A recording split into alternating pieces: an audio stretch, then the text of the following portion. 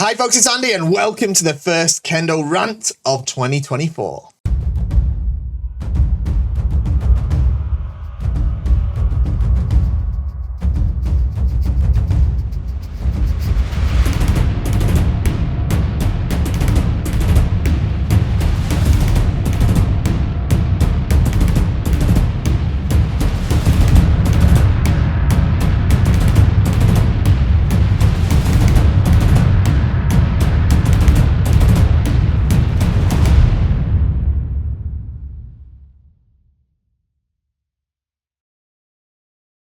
Okay, so here we are for the first Kendo rant of the year. It's been a bit of a break. It's been about 2 weeks since I last did a Kendo rant. I had a bit of a break for Christmas, New Year, all that sort of thing. But I am back. And we have got some fantastic questions for you today. We're going to jump to them in just a minute. But first, like, share, subscribe, all the YouTube stuff. I was going to tell you about the YouTube robots and how we all, how we got 6 million people to start Kendo through YouTube robots by liking, sharing, subscribing, and putting a comment down below. But I think we need a new joke for for 2024. Some way I can encourage you wonderful people to grow the Kendo population by liking, sharing, subscribing. Popping a comment down there, ringing the Kendo bell, activating the YouTube robots. What should it be for 2024? Leave a comment down below. Let me know what you think it should be. How should we approach it? Should it be YouTube robots, YouTube ninjas, YouTube telegrams? I don't know. Pop a comment. Let me know what you think.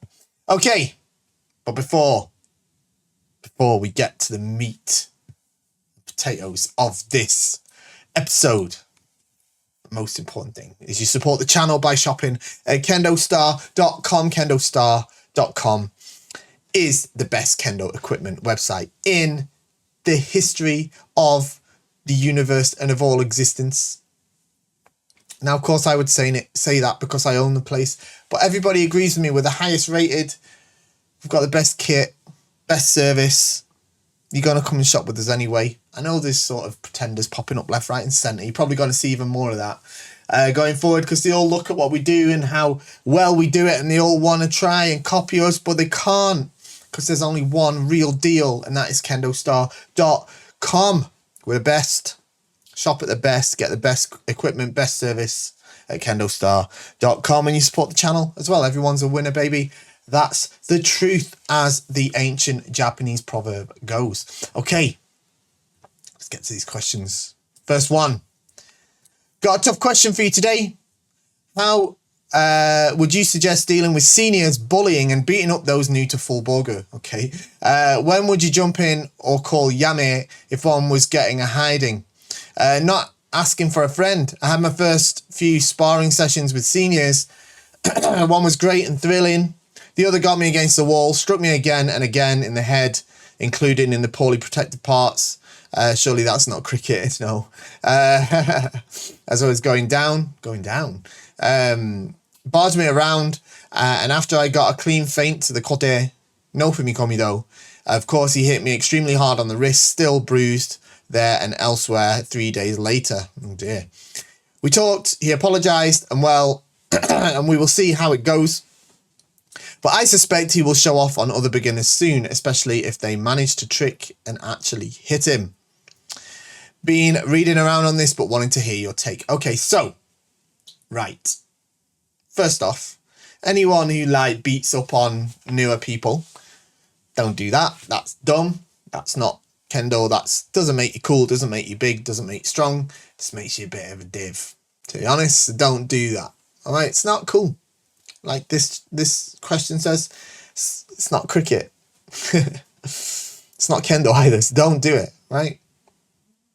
Beating up beginners doesn't make you good. Yeah.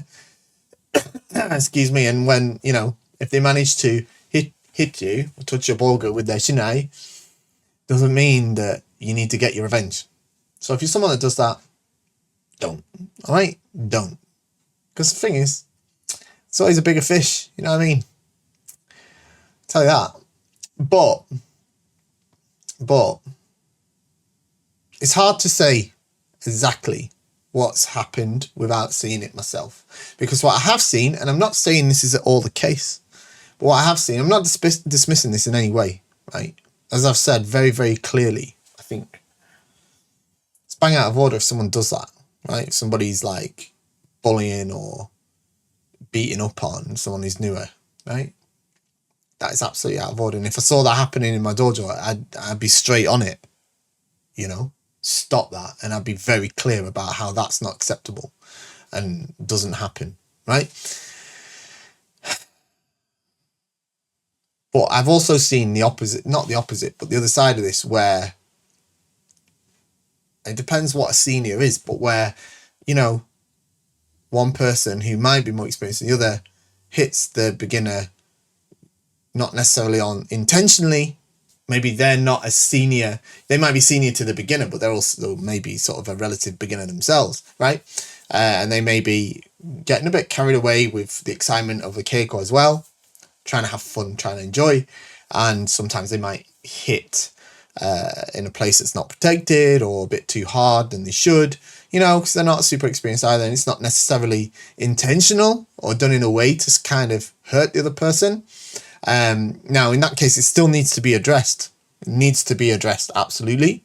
But it's a slightly different issue than someone who's like on an ego trip. Do you know what I'm saying? So it's hard to definitely tell. And I'm saying this because I've seen it where it has been that on one side, and on the other side, they've sort of interpreted as that person's trying to just beat me up. That person's just trying to hurt me or something like that. And it's not really that.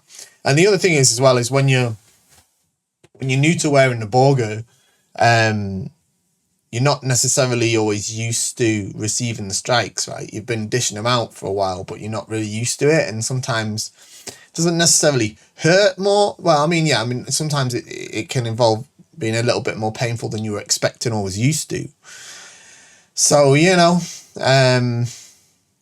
it's difficult to say without seeing exactly what happened, right? Because you know, this is something that could you know happen in all different ways. But if it's exactly as you've described, then of course that's absolutely. And I'm not suggesting in any way it's not. By the way, I'm not. It's not. You know, I'm saying just for the point of everybody watching the video, is that if it is how you've described, though, it's completely unacceptable and shouldn't happen. Right? It shouldn't happen. And if it happens in your dojo and you're a teacher or something like that, you have to put a stop to it and you have to make it clear that that's not allowed. Can't be having this. Like, I've seen it in the past where I've heard people be like, oh yeah, you know, oh, we've got this guy in the dojo, he's a bit rough, so, you know, just watch out. It's like, well, why is he a bit rough? Like, why isn't somebody doing something about that? Like, now, if that person is the leader of the dojo, it's a bit difficult. But, you know, I've seen it where it's like, oh yeah, you know, we've got a student in our dojo, and then this is from someone who's a teacher. You know, he's just a little bit too rough or something like that, and, you know, everyone knows to avoid him or something like that, or whatever. It's like, well, why aren't you doing something about that? You know what I'm saying? Like, if one of my students does something that's not acceptable, they have to be told it's not acceptable for their own benefit. Do you know what I'm saying? Excuse me. So that's the thing. So yeah, not sure I answered that, but anyway.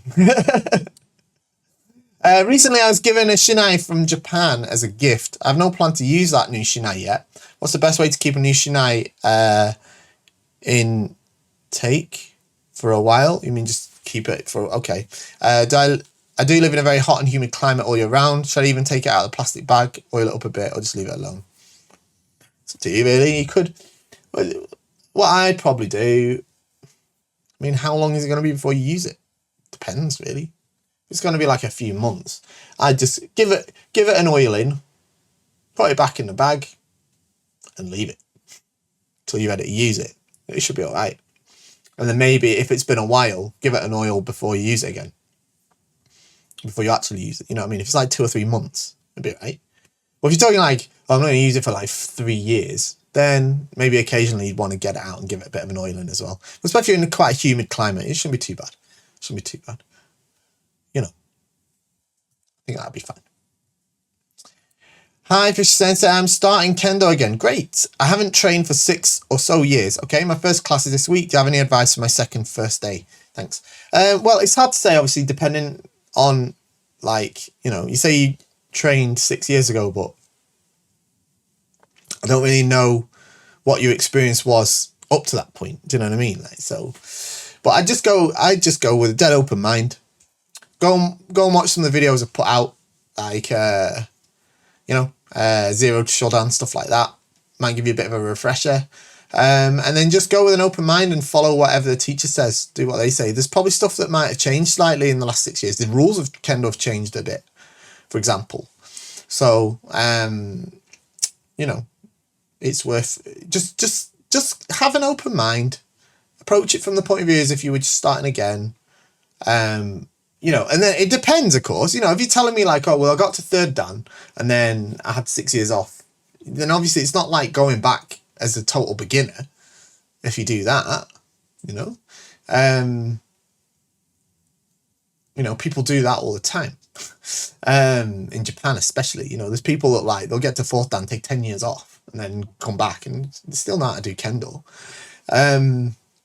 So it depends on what point you were at. But if you're still a beginner, like sort of at the beginning stages, then yeah, just go with an open mind, just sort of start from the beginning. Do you know what I'm saying? Okay, next one. Hello, Fisher Sensei. Do you have any advice or exercise to learn to relax the shoulders and arms while attacking? I want to improve in form and speed, but apparently I'm not achieving the needed relaxation. Thanks in advance and Happy New Year. Happy New Year. That is the big question, isn't it? How to relax. How to put the effort into using less effort. It's not really that, is it? But, right. There is no real way I can say to you, I do this and suddenly you'll relax. All right? There's no way to do that. But, one thing that helps is kirikaishi. Kirikaishi is great for that, but you have to do a lot of it. It's like an hour of it or something. And then you'll relax because you won't have any energy to put, like, you know, put tension in. You shouldn't do. But you also have to, like, concentrate on it as well, which I know sounds a little bit counterintuitive, but you have to try to concentrate on relaxing as you are practicing. And you have to concentrate on it all the time. You know, I think one of the things that a lot of people struggle with, and people often ask me these sort of questions that are kind of like, it's not asking for a shortcut, but like, okay, how do I do this? How do I do that? You know, how do I relax more? How do I use my left hand more? How do I move my left foot quicker? Something like that. Like, there's not an answer. I can say, oh, just do that. You know, I wish it was that easy. But the problem is a lot of us practice on autopilot. We sort of go and we do our practice and like, okay, right, kirikaishi, right, I've got to do 1 shomen and then 9 sayumen twice. Okay, yeah, man,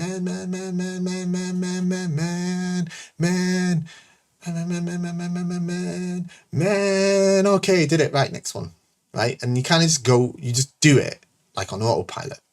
Whereas what you really need to be doing is like thinking, okay, right, this kirikaishi, okay, how's my kamae? How's my left foot? How's my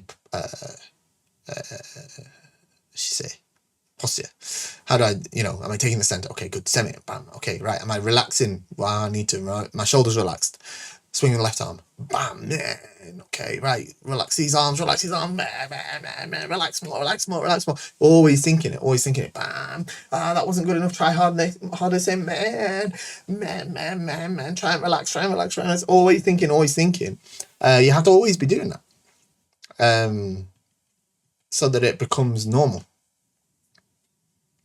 The thought process becomes normal, yeah? I think it's very easy to drop into, as I say, just practicing on autopilot. And I'm not suggesting that's what you're doing, by the way, but it is something that a lot of people do. Practice on autopilot and like not really like pushing your own boundaries. You know, we have a tendency to practice what we're already comfortable with. So, you know, the goal isn't to get when you do kirikaishi, for example, the goal isn't to get to the end of the kirikaishi set, right? That's not the goal, right? The goal is to use that sequence to improve your ability. So you have to focus and concentrate on that as you do that, right? That's the difficult thing, all right? Whereas I think a lot of people, like I say, they're running sort of on autopilot, and they're obviously not setting out to have the goal of saying, okay, right, well, I need to just get to the end of doing it. But the thought process is like, okay, right, 1 shomen and then 9 sayumen. Okay, did it. Okay, next one. Right, when are we going to do Jigeko? Okay, what's it going to do? Okay, oh, kirikaishi. Okay, right. Okay, right, okay, did it. Okay, right, are we doing Jigeko yet? 5 Merichi. Okay, right. 1, 2, 3, 4, 5. Okay, done. Right, what are we doing next? We doing Jigeko yet? Oh, no, okay. 5 Merichi again. Okay, right. Men. Okay, we doing Jigeko yet? Okay, Koterichi. Okay, right. That's how a lot of it goes. You know what I mean? Whereas really, it's like, okay, 5 minutes. Okay, right. Okay, I've only got 5. I'm gonna make sure each one is really, really good. Okay, and focuses on relaxing my shoulders, for example. Yeah. So I think that's what you need to think about during your keiko. All right. I hope it makes sense. Any New Year's resolutions? I'm not a big one for New Year's resolutions, to be honest. If I'm totally frank, I'm not really one for them. It's not really part of my personality massively. I'm a sort of person that I decide things as and when, and I just do it. So sometimes to benefit, sometimes to detriment. Do you know what I mean? But there are things I'd like to do more in 2024. So for example, I'm working very hard to improve KendoStar even more. I think we're the best in the world as it is. Of course, I'd say that, but we seem to be pretty much the market leaders now, looking at the way everyone is supporting us. Thank you very much. But I think we're doing a pretty good job. But I'd like to increase the offerings on our website in terms of the product range. I've got some great products in the works that are going to be coming out in 2024. So I'm looking forward to that. And I really want to, I said this before, but I'm going to really try and make a push to release more content on this channel that's not just talking head stuff, not just me talking to you guys, which I love doing, and I know you guys find it helpful. I know you all enjoy it and find it useful and stuff, but like I did the ways to hit men sort of towards the end of last year, and that's been a really successful video. I'd like to do more of those. I'd like to pick up on the Zero to Sandan series. So I'd like to do that. I'd like to try and put a little bit more into that. It's very difficult because filming and editing and producing those videos is very time consuming. It takes a lot of time, and I am also spending a lot of time in making sure KendoStar retains its place as the #1 Kendo supplier in the world. So it's hard to balance that. But they kind of go hand in hand as well. So I definitely will be doing that. So you can help me do that by doing the YouTube magic, like, share, subscribe, all that stuff. And you can also shop at KendoStar to make sure that I can do that. All right. So that's that. Right. Next one. Kendo-wise, of course, I've got some resolutions as well. I like to be a good coach for my national team in the World Championships. I'd like them to do very well. Of course, I have goals for them as well, and in that role, in that capacity, but I'm not saying them here. So yeah, we're going to beat the Japanese team 10-0. Anyway, this has got to be a silly question, but oh well. No, it's not a silly question. Why aren't other kamae postures, waki and hasso, etc., that are used in the kata not used in kendo like chudan and jodan? Is it just very impractical, difficult to teach and apply in kendo? Weird, goes against the philosophical part of kamae from kendo perspective, too showy. They exist in other aspects of Japanese swordsmanship, but not in kendo other than kendo kata. Right, so you do actually see hasso a little bit. Most jodan players fluctuate between, they spend most like 80%, 90% of the time in jodan, but drop to hasso every now and again. You'll see them from here. And then what hasso is basically the same, right? It's just that, isn't it?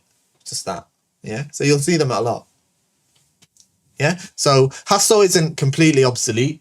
But it's, you know, the fact is, right, why both hasso and wakigamae and gedan as well, frankly, are not particularly seen in kendo, shinai kendo, is because they're not very good for shinai kendo. They're not very advantageous, disadvantageous.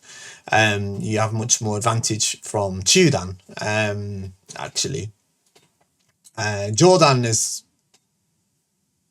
you know, I'd probably argue is, you know, this jodan is also a little bit, not a little bit, but it's disadvantageous compared to chudan. It has advantages as well, right? But it's very, very, very rare that you find a jodan player, well, the jodan players play on the same level as chudan players of a equal sort of standing is the wrong word, but you know what I'm saying, like, there's a reason, not a reason, well, the data is there, right? You hardly ever see jodan players win the top level championships, right? Hardly ever. It's very rare that you do. Even if they manage to get as far as like the All Japan Championships, for example, they don't often get through the first or second round, even. Sometimes they do. And there's some amazing jodan players, don't get me wrong. There are. And, you know, I'm not like anti-jodan or something like that. But, you know, I'm just speaking to the data that's there, like what manifests in reality, right? Is that overwhelmingly chudan has more success than jodan. But yeah, the others, they're just not that practical, especially wakigamae. Why are you going to put your shinai behind you? Do you know what I mean? It's different to other sword arts because Kendo's not about dueling with swords. It's not about the fastest or most effective way to kill another person with a sword.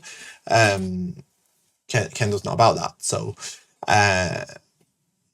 you know, it's different to other sword arts in some ways, I guess, in that regard. But that's why we don't use it in that sort of situation. And I'm not even, I'm kind of, I don't know anything at all about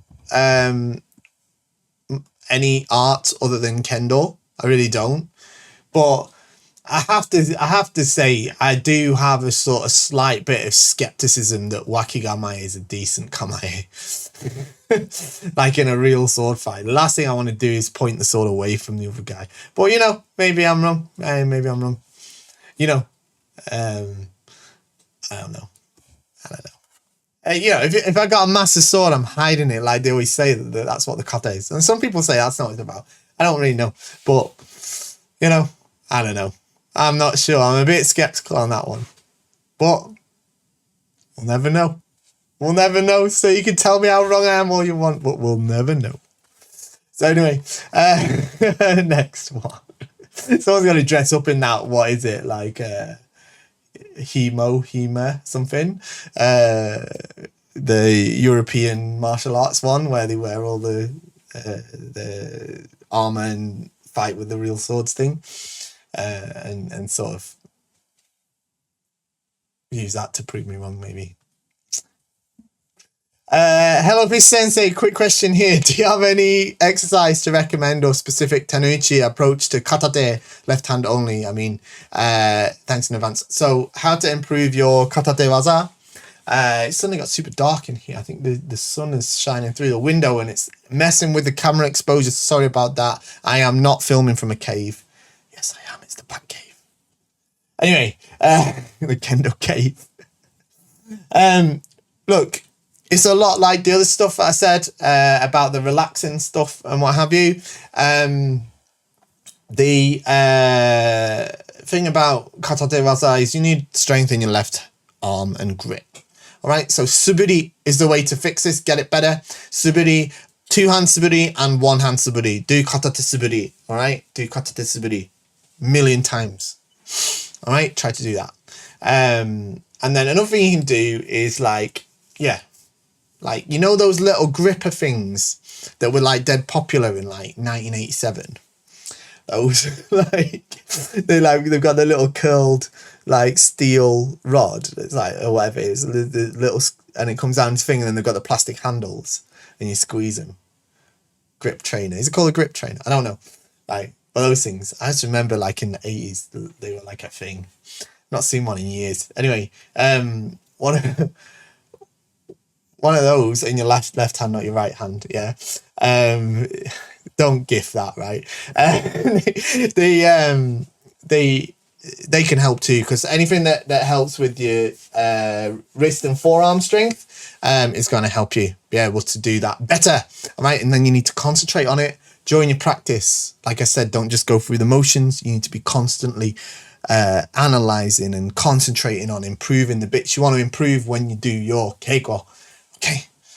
And he'll get better at it, I am sure. And there we go. We're at the end of the questions. That is the first episode of Kendo Rant done for 2024. And I'm sure we've got more fantastic ones to come throughout the year. You'll only know if you're subscribed to the channel. If you've rung the Kendo bell, you have to go and enable notifications by ringing that little bell. And then you'll get told every time one of these videos or another video, including others that are coming, like instructional videos, analysis videos, feedback videos. Ring the bell and then you'll know. Thanks for joining me today, everyone. I hope you've got a brilliant weekend filled with Kendo ahead of you. I'll see you next time. Bye-bye. Shop at KendoStar. Bye.